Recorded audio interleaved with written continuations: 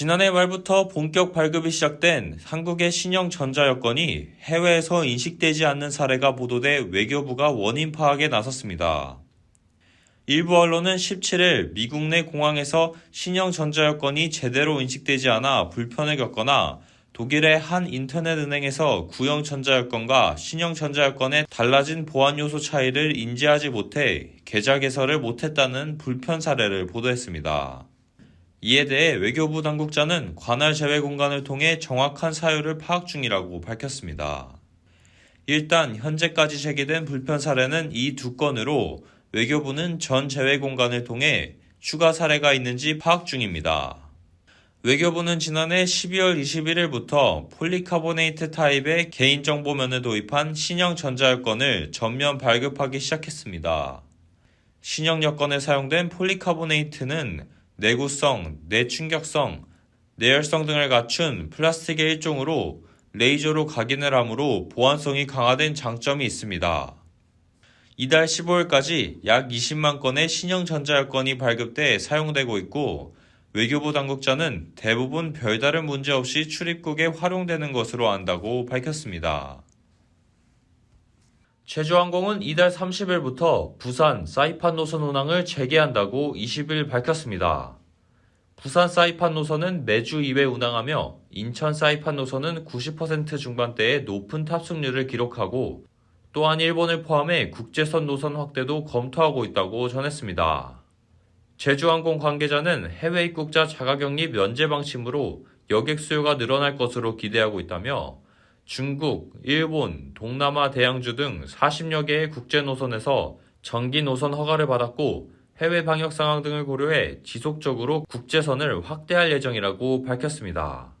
국제선 복구는 일본 등 근거리 노선을 중심으로 활발할 것으로 보이며 아시아나항공은 다음 달 1일부터 일본 나고야 노선 운항을 재개할 계획이라고 전했습니다.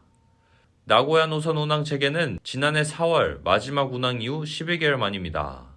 아시아나항공 관계자는 나고야 노선 재개와 함께 도쿄, 오사카, 후쿠오카 노선도 증편 운항한다고 전했습니다. 대한항공 또한 일본 노선 증편을 검토하고 있는 것으로 알려졌습니다. 미 제약회사 모더나가 17일 연방식품의약국에 모든 성인을 대상으로 한 신종 코로나 바이러스 감염증 4차 백신 접종 승인을 신청했다고 보도했습니다. 이는 경쟁사인 화이자가 며칠 전 모든 고령층을 대상으로 한 2차 부스터샷을 신청한 것에서 한 발 더 나아간 것입니다. 모더나는 모든 성인에게 부스터샷을 신청한 것은 연방질병통제예방센터와 의료기관들이 나이 또는 기저질환에 따른 코로나19 고위험군을 대상으로 mRNA 백신의 2차 부스터샷 접종을 적절히 결정하도록 유연성을 부여하려는 조치라고 밝혔습니다. 백악관은 부스터샷을 위한 백신 추가 확보나 특정 변이에 대응할 면역력 증강을 위한 예산을 시급히 승인해 줄 것을 이회에 요청해 왔으며 연방정부는 코로나19에 감염돼 중증을 앓거나 사망하지 않도록 환자들을 보호하기 위해 백신 추가 접종의 준비 작업을 진행하고 있는 것으로 알려졌습니다.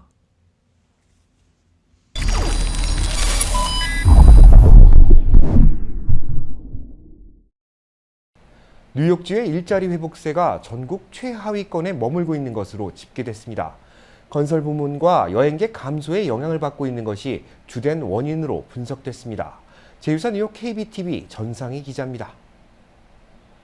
엠파이어 공공정책센터가 노동통계국 데이터를 이용해 분석한 결과에 따르면 뉴욕주의 지난 1월 현재 민간 고용 일자리는 2020년 2월과 비교해 5.8% 적었습니다. 전국 평균 일자리는 팬데믹 이전과 비교해 1.6% 정도만 모자란 상황이지만 뉴욕주 일자리는 여전히 더딘 회복을 보이고 있는 것입니다. 전국에서 뉴욕주와 가장 비슷하게 고용 회복 속도가 느린 곳은 경제 규모가 작은 버몬트주입니다. 엠파이어 센터는 뉴욕주와 인접한 다른 주들은 훨씬 일자리 회복 속도가 빠르고 뉴저지주의 경우 팬데믹 전과 비교하면 단 2.2%만 일자리가 모자라다고 평가했습니다. 텍사스주 1.2%, 플로리다주 1.6%, 노스캐롤라이나주 1.8% 등을 포함한 13개 주는 이미 팬데믹 이전보다 일자리 수가 더 많아졌습니다. 뉴욕주 고용 회복이 특히 더딘 이유는 건설 부문과 관광객 감소의 영향을 직접적으로 받는 호텔, 식당 등 접객 산업 때문입니다. 뉴욕주 1월 건설 일자리는 팬데믹 전에 비해 8.7% 모자라 일자리 수 격차가 전국에서 가장 컸으며 접객 산업 일자리도 15.4% 줄어 최하위권을 보였습니다.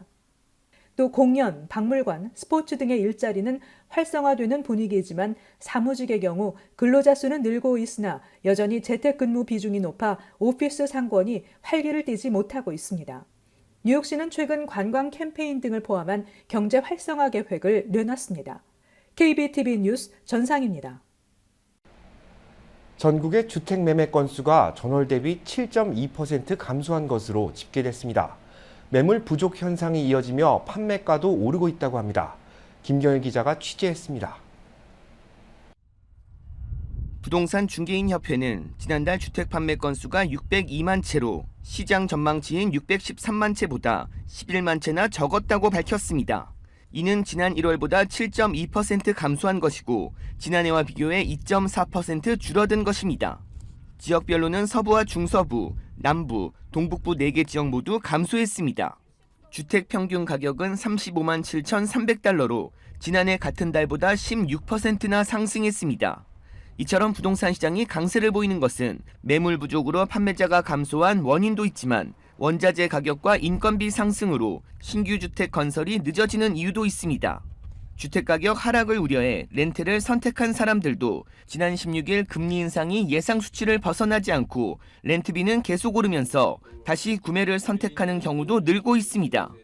지금 약간 마켓에서 약간 주춤거리면서 렌트를 할까 집을 구매할까 한 이제 이자율이 오른다고 하니까 그런 그룹에 있는 사람들이 일부는 많은 숫자는 아니지만 도로 렌트를 포기하고 마켓으로 다시 유입하는 현상이 있습니다. 주택 구매에 나서고 있는 35세에서 40대는 자택근무와 결혼 후 자녀를 위해 콘도보다는 주택을 선호하면서 LA 외곽 지역으로의 유입이 지속되고 있습니다. 대부분의 부동산 전문가들은 매물 부족 현상이 올 하반기쯤에야 나아질 것으로 보고 있습니다. 2018년 11월 달에 이자가 5% 올라갔을 때 바이어들이 마켓에서 상승분 빠져나갔어요.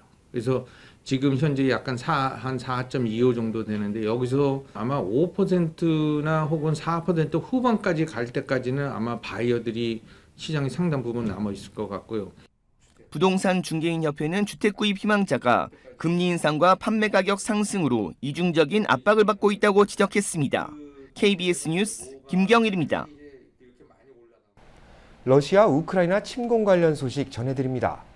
미중 정상이 우크라이나 사태에 대한 해결 방안을 논의하기 위해 첫 전화 통화를 가졌습니다. 하지만 양국 간 의견 차이를 좁히진 못한 분위기입니다. 보도에 이정민 기자입니다. 우크라이나 사태의 해결책에 대해 미중 정상이 2시간 가까이 대화했지만 의견차를 드러냈습니다. 백악관은 바이든 대통령이 테러 제재를 포함한 러시아의 침공을 막기 위한 미국과 동맹국들의 노력을 먼저 언급했다고 밝혔습니다. 특히 중국이 러시아를 지원할 때 미칠 영향을 설명했다고 덧붙였습니다. President detailed, what the implications and consequences would be if China provides material support to Russia as it conducts brutal attacks against Ukrainian cities and civilians. 중국에 구체적 요구를 한 건 아니라지만 러시아를 돕는다면 대가를 치러야 할 것임을 말한 겁니다. 반면 중국은 미국 역시 러시아와 대화해야 한다고 강조했습니다. 美国和北约也应该同俄罗斯开展对话，解开乌克兰危机的背后症结，化解俄乌双方的安全忧虑。 시진핑 주석은 전쟁 반대를 얘기하면서도 전방위, 무차별적인 제재로 고통받는 건 결국 국민들이고 세계 경제에도 큰 손실이 될 거라고 말했다고 중국 관영 매체들은 밝혔습니다. 우크라이나와 자주 비교되는 타이완에 대해서도 양 정상은 서로 다른 견해를 교환했습니다. 바이든 대통령은 타이완에 대한 미국의 정책은 변치 않을 거라고 강조했습니다. 반면 시 주석은 미국 일부 인사들이 타이완 독립 세력에게 잘못된 신호를 주는 건 위험하다면서 잘못될 경우 미중 관계에 파괴적 영향을 줄 거라고 경고하고 나섰습니다. 워싱턴에서 KBS 뉴스 이정민입니다.